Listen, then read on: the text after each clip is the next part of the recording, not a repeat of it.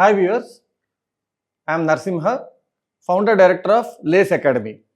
మనందరికీ తెలుసు SSC banking వంటి కాంపిటేటివ్ ఎగ్జామ్స్ అన్నిట్లోనూ అలాగే ప్లేస్మెంట్ ఎగ్జామ్స్ అన్నిట్లోనూ కూడా యాప్టిట్యూడ్ అనేది వెరీ ఇంపార్టెంట్. దానిలో అతి ముఖ్యమైన మాడ్యూల్ ఏంటి అంటే క్వాంటిటేటివ్ యాప్టిట్యూడ్ లేదా అరిథమెటిక్ అనొచ్చు.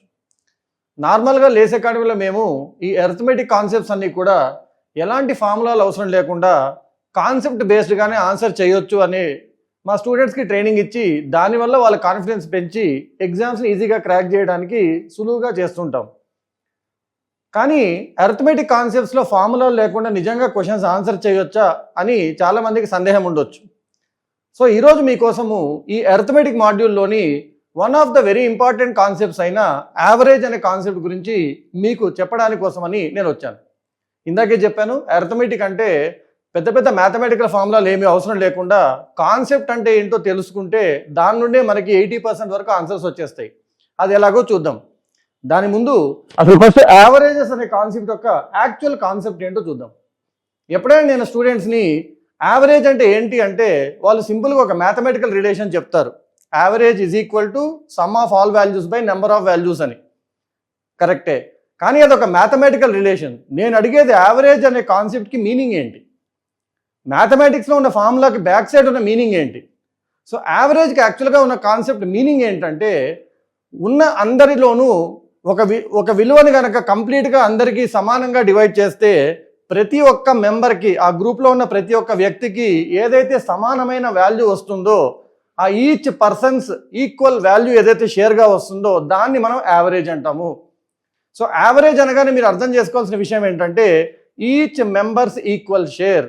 ఒక గ్రూప్లో ఉన్న టీంలో కనుక ఒక మొత్తం విలువని అందరికీ సమానంగా పంచుతే ఆ సమానంగా పంచడం అనేది యావరేజ్ కాన్సెప్ట్. ప్రతి ఒక్క పర్సన్కి వచ్చే సమానమైన షేర్ని మనం యావరేజ్ అంటాము. సో ఒక 5 మంది ఉన్నారు, వాళ్ళ దగ్గర ఒక విలువ ఉంది. ఆ మొత్తాన్ని కనుక అందరూ సమానంగా పంచుకుంటే ఒక్కొక్క పర్సన్కి ఏదైతే అమౌంట్ చేతికి వస్తుందో దాన్ని మనం యావరేజ్ అంటాము. అందుకే తెలుగులో యావరేజ్ని సరాసరి అంటాము లేదా తలసరి అంటాం. ఇంకో విషయంగా చెప్పాలంటే పర్ క్యాపిటా అంటాం ఎకనామిక్స్లో. సో తల ఒక్కింటికి వచ్చే సమానమైన భాగాన్నే మనం యావరేజ్ అంటాము. సో మనం గుర్తుపెట్టుకోవాల్సింది ఏంటంటే యావరేజ్ అంటే ప్రతి ఒక్కరి దగ్గర ఉన్న ఈక్వల్ మొత్తము.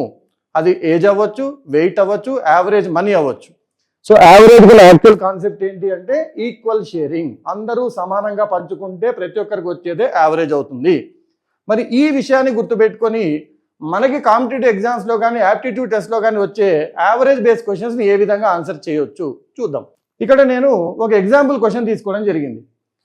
ఇది బ్యాంక్ ఎగ్జామ్స్లో కానీ ఆర్ఆర్బీలో కానీ ఎస్ఎస్సిలో కానీ ఎలాంటి కాంపిటేటివ్ ఎగ్జామ్స్ అయినా రావచ్చు. సో ఒక్కసారి ఈ క్వశ్చన్ ఏంటో మీకోసం చదివి వినిపిస్తాను. The average weight of a group of students increases by 2 kg when a student of weight 20 kg is replaced with another student of weight 50 kg అన్నాడు. సో ఒక గ్రూప్ ఆఫ్ స్టూడెంట్స్ ఉన్నారు, వాళ్ళ యావరేజ్ వెయిట్ ఎంతో తెలియదు, కానీ ఒక 20 kg wait ఉన్న స్టూడెంట్ని బయటికి తీసేసి 50 kg వెయిట్ ఉన్న స్టూడెంట్తో రిప్లేస్ చేయడం వల్ల, అతన్ని తీసేసి ఇతనికి తీసుకురావడం వల్ల ఈ యావరేజ్ 2 kgs పెరిగింది. అయితే what is the number of students in the group అన్నాడు. సో గ్రూప్లో ఉన్న నెంబర్ ఆఫ్ స్టూడెంట్స్ ఎంత అని అడిగాడు. ఒకసారి సింపుల్గా ఆలోచిస్తే ఆ గ్రూప్లో ఎంతమంది ఉన్నారో తెలియదు, కానీ ఒక వ్యక్తి బయటికి వెళ్ళి ఇంకో వ్యక్తి లోపలికి వచ్చాడు అంటే ఎంతమంది అయితే ఉన్నారో ఇప్పుడు కూడా అంతమందే ఉన్నారు. కానీ ఎప్పుడైతే 20 kg వెయిట్ బయటికి వెళ్ళి 50 kg వెయిట్ లోపలికి వచ్చిందో ఆ గ్రూప్ మొత్తానికి మనకి అర్థం కావాల్సింది 30 kg అదనంగా వచ్చింది. They have a advantage of 30 kgs extra. So ఈ 30 kgs ఎక్స్ట్రా వచ్చిందని తెలుసు, మనం యావరేజ్ డీల్ చేస్తున్నామని తెలుసు. ఇందాకే అనుకున్న యావరేజ్ అంటే ఈక్వల్ షేరింగ్ అని. సో ఈ ఎక్స్ట్రా వచ్చిన 30 kgని కూడా అందరూ ఈక్వల్గా షేర్ చేసుకుంటారు. మరి 30 kgని అందరూ ఈక్వల్గా షేర్ చేసుకుంటే ఒక్కొక్కరికి ఎంతో కొంత ఎక్స్ట్రా వస్తుంది. క్వశ్చన్ ఏమంటుంది, యావరేజ్ ఒక్కొక్కరికి 2 kgs ఎక్స్ట్రా వచ్చింది. సో క్వశ్చన్ ఏమడుగుతున్నాడంటే ఈ వచ్చిన 30 kgని ఎంతమంది పంచుకుంటే ఒక్కొక్కరికి 2 kgలు వస్తుంది అని అడుగుతున్నాడు.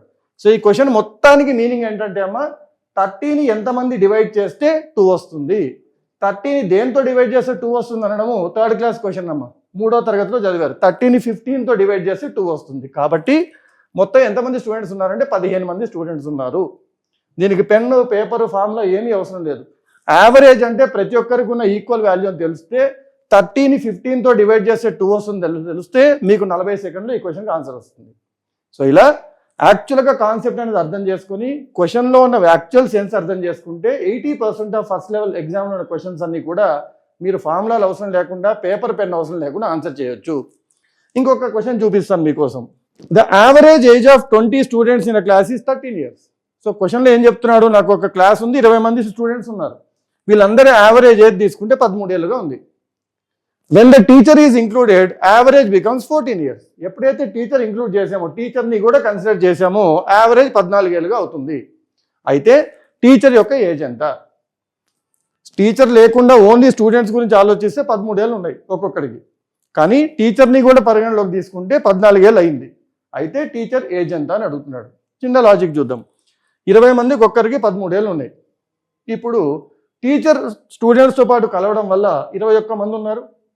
ఈ 21 మందికి గాను ఒక్కొక్కరికి 14 ఏళ్ళు వచ్చింది.